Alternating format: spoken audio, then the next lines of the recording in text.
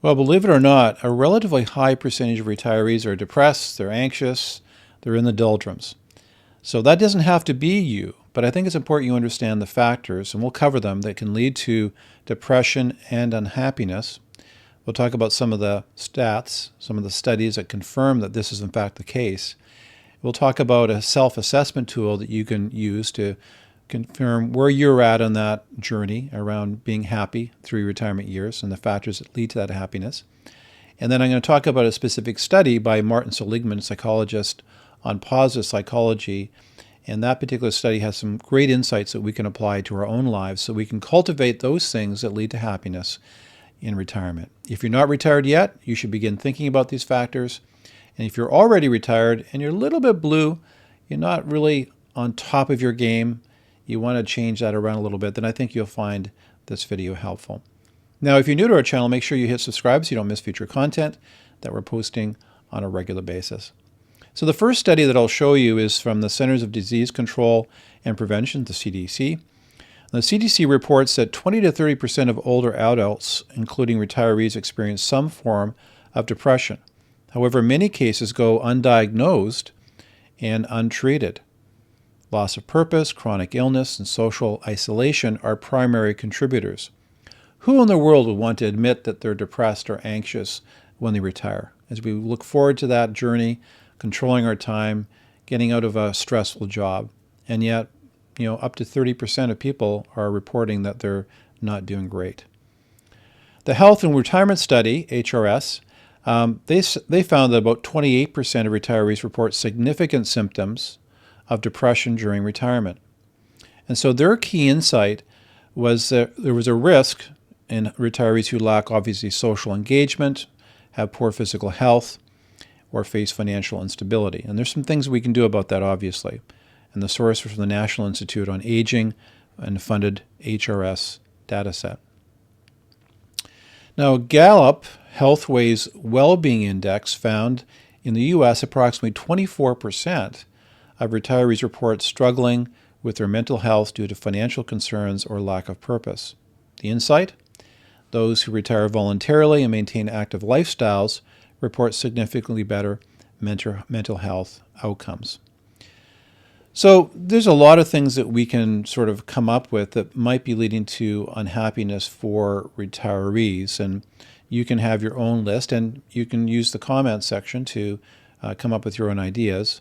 But here are some challenges that retirees face that we often don't think about.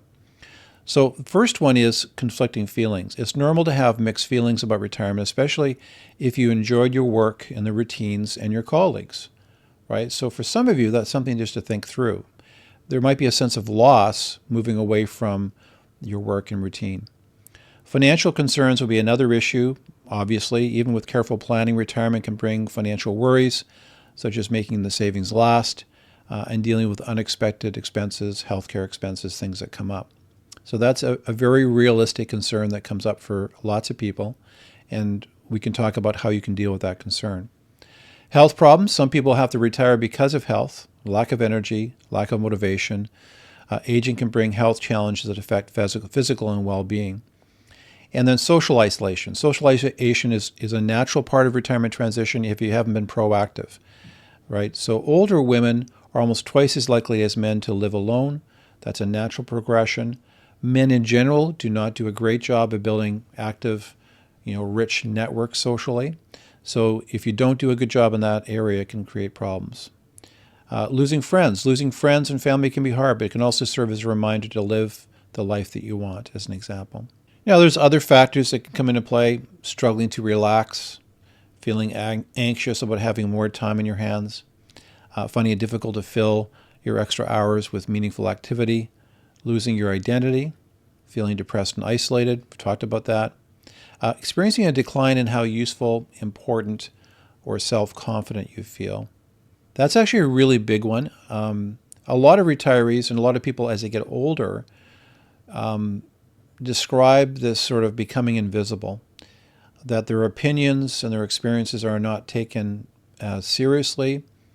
Their input isn't even asked for. They're increasingly feeling irrelevant. Now, there's ways that we can fight against that, but we do live in a culture of ageism, And the older you get, the more ageism you will experience. And so you have to fortify yourself and find ways that you can fight back and maintain your confidence. So the bottom line is the components of retirement happiness likely can fall into the following categories. We've got the financial, the social, the health, emotional, psychological, and this whole notion of purpose, fostering purpose and meaning in our lives.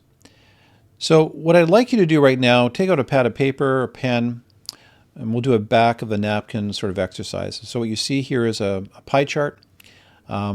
Cultivating happiness is a balancing exercise. And so we've got 4 categories listed. We've got the financial, the social, health, and purpose. Now, at the intersection of each of those sections, we'll call that 1. We're using a scale of 1 to 10. And 10 means you're hitting that area out of the park. You're doing amazingly well. And 1 is you're not doing great at all. Maybe you're in between. So the first question we'd have is, how are you feeling about the financial aspects of retirement, whether you're in retirement or you're going to be retiring soon within the next year or 5 years? Are you really, really confident? Are you kind of middle of the road? Or are you anxious all the time about your financial planning, retirement planning? So rank yourself right now. Are you a 1? Are you a 3? Are you a 10?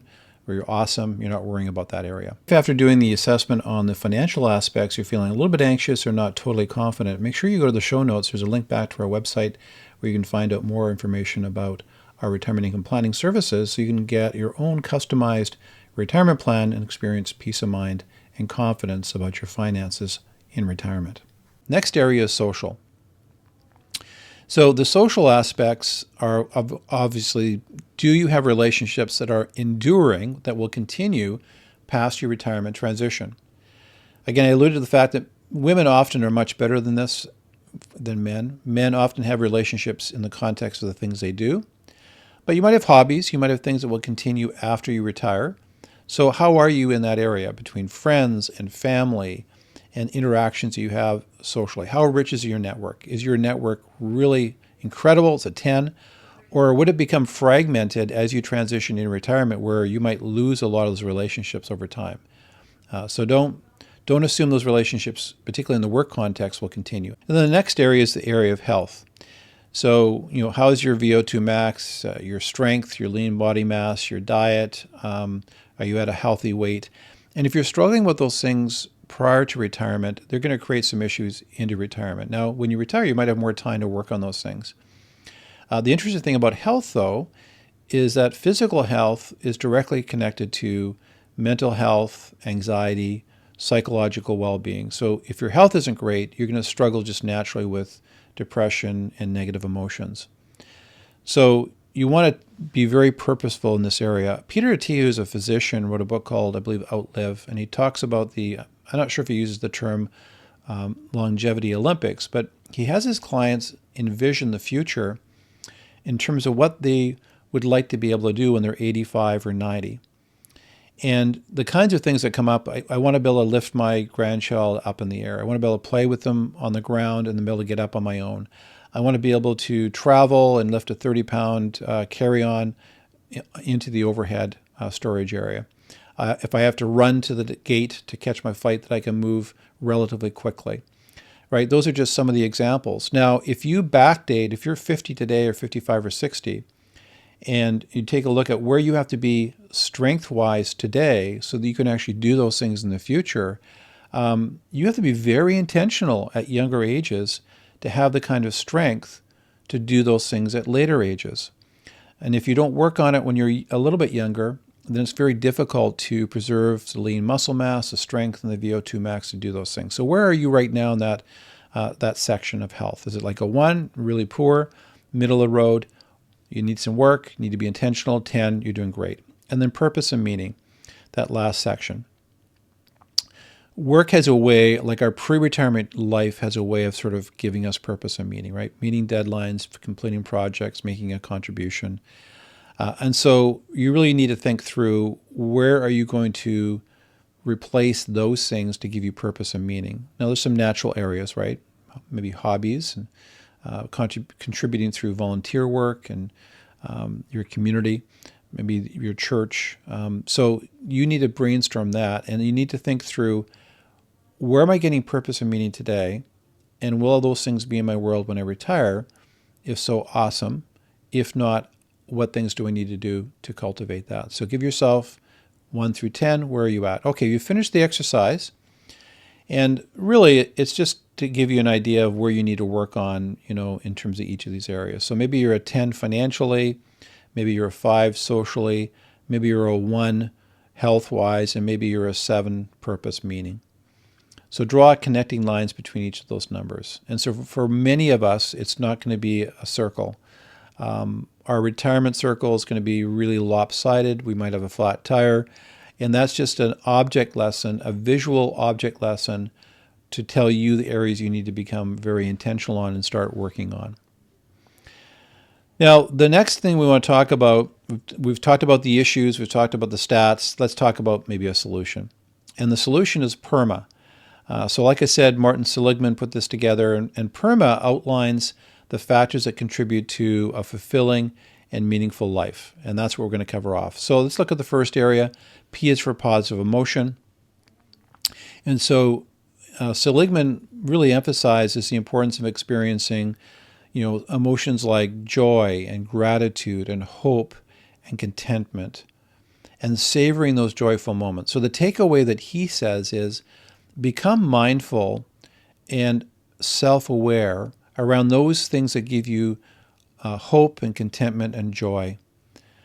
And then as you catalog those experiences, particularly into retirement, be intentional in scheduling those experiences into your life. It doesn't have to be fleeting. So joy and gratitude and hope and contentment, they do not have to be fleeting. You can be very intentionally baking into your schedule activities that will generate those positive experiences. If you're trying to increase positive emotions, that's one very practical way of doing it. Not everything's going to be positive in our life, right? But those things that are positive for you, make sure you schedule them into your life. And he made the comment that practicing gratitude, we've all heard this, but having a gratitude journal or writing down things you're grateful for, ending your day thinking and contemplating what you're grateful for in your life is really important. Now, the next area is E for engagement. And engagement refers to being fully absorbed in activities that challenge and engage you in terms of your skills and your interests. There was a really interesting book written several years by a psychologist titled Flow.